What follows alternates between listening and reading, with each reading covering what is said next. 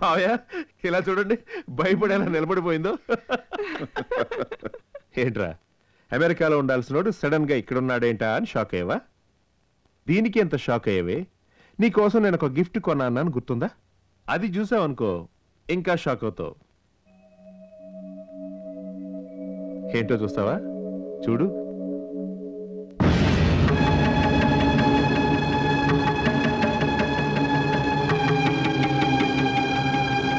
అవునమ్మా, నా మనసులో ఉన్నది నేనే స్వయంగా అంజలితో చెప్తాను, అంతవరకు మీరు ఎవ్వరూ చెప్పొద్దు అన్నాడు. అందుకే అతను వస్తున్నట్టు కూడా నీతో చెప్పలేదు. అంజలి, నీ మనసులో నేను ఉన్నాను నాకు తెలుసు, కానీ ఆ మాట నీ నోటితో వింటేనే నాకు సంతోషం. చెప్పు, ఇష్టమే కదా? ఏంట్రా అలా అడుగుతున్నావు? దాని పుట్టినరోజు నాడు నువ్వు ఫోన్ చేస్తేనే అది ఎగిరి గంతులు వేసింది. ఇప్పుడు తాళితో సహా వచ్చావుగా, అందుకే ఆనందంతో దాని నోటి వెంట మాట రావట్లేదు. ఏంటి అంజలి, ఏం మాట్లాడడం లేదు? నీకు ఇష్టమే కదా? వద్దు రాజేష్, ఈ పెళ్ళి నాకు ఇష్టం లేదు. అంజలి, అంజలి అలా అనక అంజలి, ప్లీజ్ అంజలి, నేను తట్టుకోలేను అంజలి. నువ్వంటే నాకు ప్రాణం అంజలి. నువ్వైనా చెప్పు మావయ్య, చిన్నప్పటి నుంచి తన మీద ప్రేమను పెంచుకున్నానని. అంజలి, ఏంటి, నీకు మాత్రమే షాక్ ఇవ్వడం తెలుసా? నా షాక్ ట్రీట్మెంట్ ఎలా ఉంది?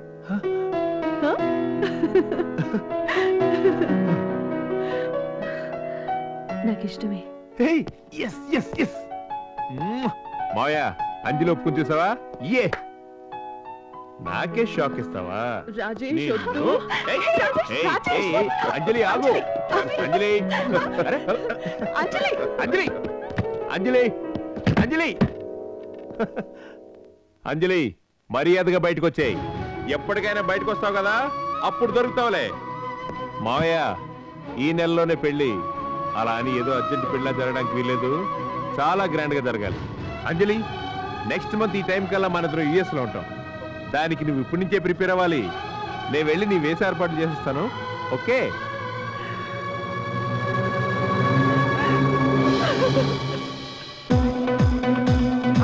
నా ఫ్రెండ్స్ వస్తున్నారు. అలాగా? రాజా విజయ్ ఫోన్ చేశారు, వచ్చేస్తున్నారంట. రాజా వాళ్ళు అమెరికా నుంచి ఎప్పుడు వస్తున్నారు? ఇప్పుడే మాట్లాడాను, ముగ్గురు కలిసే వస్తున్నారంట. వచ్చిన వెంటనే పెద్ద ఫంక్షన్ ఉందంట. సరే సరే, నాకు చాలా పనులు ఉన్నాయి, నేను సాయంత్రం కలుస్తానండి, ఉంటాను.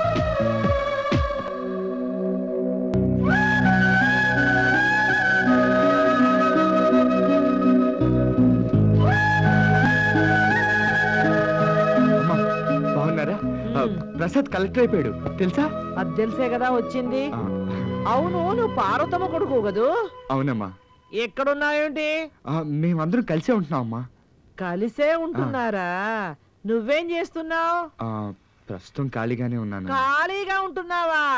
ఖాళీగా ఉంటే ఈ హైదరాబాద్ లో ఎట్టాగయ్యా బతికేది? అంటే మొత్తం నా కొడుకు సంపాదనతోనే మార్చాలి మార్చాలి, ఒక్కొక్కటే మార్చాలి. అవును, ఏమిల్లయ్యా ఇది? ఓ కలెక్టర్ ఉండాల్సిన ఇల్లేనా? అదేనమ్మా, మొత్తం రెడీ చేసేస్తాను, అయిపోతుంది. ఇవన్నీ లోపల పెట్టు. లోపల రండి.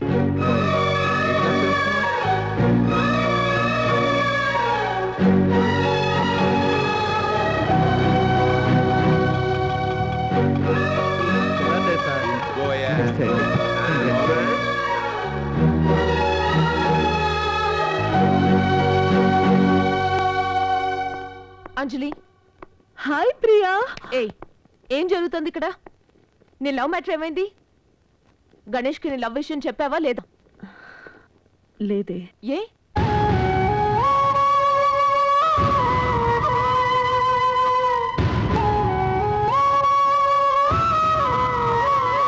అందుకని నువ్వు తొందరపడి పెళ్లికి ఒప్పుకోవడమేనా? ఇంతవరకు అతను అమ్మాయిని చూడలేదంటున్నాడు. రేపు ఒకవేళ చూసినా ఆమెకి అతను నచ్చకపోవచ్చు, లేదా ఈ పాటికే అమ్మాయికి పెళ్ళైపోతే. అది కాదే, కొన్ని రోజులు వెయిట్ చేసి ఉండొచ్చుగా అంటున్నాను. లేదే, నేను వెయిట్ చేసే ప్రతి నిమిషం గణేష్ నాకే దక్కాలి అని ఆ దేవుణ్ణి ప్రార్థిస్తుంటాను. నా ప్రార్థనలో అతని ప్రేమకి అడ్డు కాకూడదు. గణేష్ని తలుచుకుని నా మనసులో నేను ఒక కోట మాత్రమే కట్టించాను. కానీ అతను ఆ అమ్మాయి కోసం తన మనసులో గుడి కట్టించాడు. కోట కూలిపోవచ్చు, తప్పులేదు, కానీ గుడి కూలిపోకూడదు. అందుకే ఈ పెళ్లి ఒప్పుకున్నాను. ఇప్పుడు గణేష్ ప్రేమ ఫలించాలని మనస్ఫూర్తిగా కోరుకోగలుగుతున్నాను. ఇవేవి గణేష్కి తెలియకూడదు. రాజా రాజా రాజా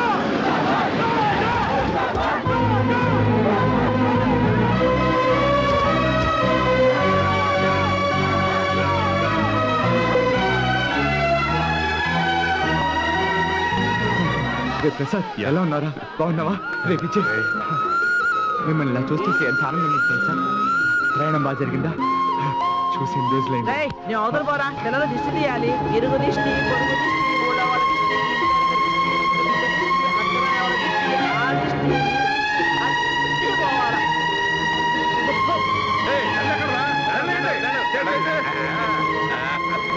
ఇప్పుడు నా కొడుకులా ఉన్నావు. నేను వయసులో ఉన్నప్పుడు ఉన్న డాక్టర్ నాలాగే ఉన్నాడు కదా.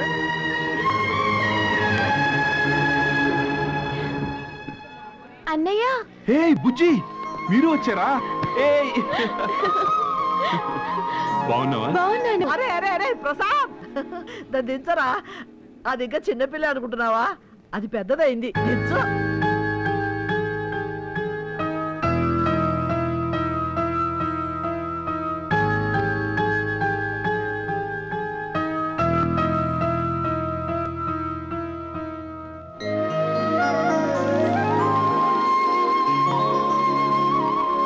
మొత్తం అంతా ఇక్కడ నిలబడి మాట్లాడేస్తారా? రండి మేడం మీదకి వెళ్దాం.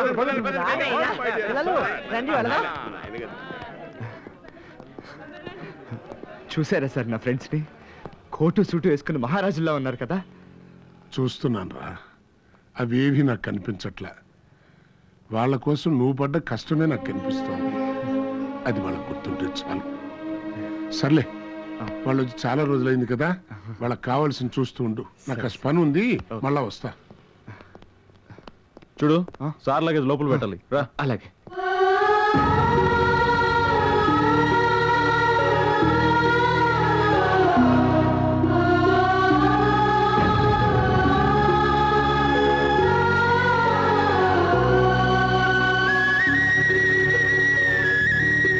ఎక్కడికి వెళ్ళావు? పిల్లలు అలసిపోయి వచ్చారు, కూల్ డ్రింక్ తీసుకురావచ్చు కదా. అయ్యో, గుర్తులేదండి, మర్చిపోయాను. ఇప్పుడే తెచ్చేస్తాను. సామాన్ సంగతి నేను చూసుకుంటాను. నువ్వు అర్జెంట్గా కూల్ డ్రింక్ తీసుకురా. ఇప్పుడే వచ్చేస్తాను. మన ఊళ్ళో ఎప్పుడు నేను నీ గురించే మాట్లాడుతూ ఉంటాను. నువ్వు అబ్బబ్బబ్బబ్బా, ఈ హైదరాబాద్ మన వల్ల కాదండి భరించడం. అబ్బా, కూర్చోరా. నేను సార్ని అడిగి చెప్తాను. 1 సెకండ్ సార్. కంపెనీ గెస్ట్ హౌస్కి ఎప్పుడు వస్తున్నారని అడుగుతున్నారు సార్. ప్రసాద్, గెస్ట్ హౌస్కి ఎప్పుడు వెళ్తాం? నా కొడుకు అక్కడికి ఎందుకు వెళ్తాడు? ఇప్పుడు వీడు ఓ పెద్ద కలెక్టర్. గవర్నమెంట్ మాకు ఇచ్చింది ఓ పెద్ద ఇల్లు. మేమంతా అక్కడికే వెళ్తాం. ఏం మాట్లాడుతున్నారమ్మా మీరు? ఇవాళ నా కొడుకు ఎవరనుకుంటున్నారు? యావత్ భారతదేశం పేరు మారుమోగిపోతున్న పెద్ద సింగర్. వాడికి ఇచ్చే ఇల్లు ఎలా ఉంటుంది? పెద్ద రాజభవనంలా ఉంటుంది. దాన్ని వద్దంటున్నారా మీరు? మీ కొడుకు ఎంత కలెక్టర్ అయినా గవర్నమెంట్ ఇచ్చే ఇల్లు ఇంతకన్నా బాగుంటుందా మీకు? ఏమిటయ్యా నా కొడుకుని ఓ తెగదించుకుంటున్నావు? నా కొడుకు లేని అసలు నీ కొడుకు ఎక్కడున్నాడయ్యా? మా వాడికి ఉన్న టాలెంట్ గురించి ఈ రోజు ఇండియా మొత్తం మాట్లాడుకుంటున్నారు. ఇవాళ నీకు కారు బంగళా ఉంది అంటే అది నా కొడుకు తలవే. సరే విజయ్, మీ కంపెనీ వాడు అడిగి నువ్వు కూడా సపరేట్ గా బంగళా తీసుకోరా. అక్కడ మనల్ని ఎవ్వరూ డిస్టర్బ్ చేయకూడదు. అలా ఎవడైనా వచ్చాడు అంటే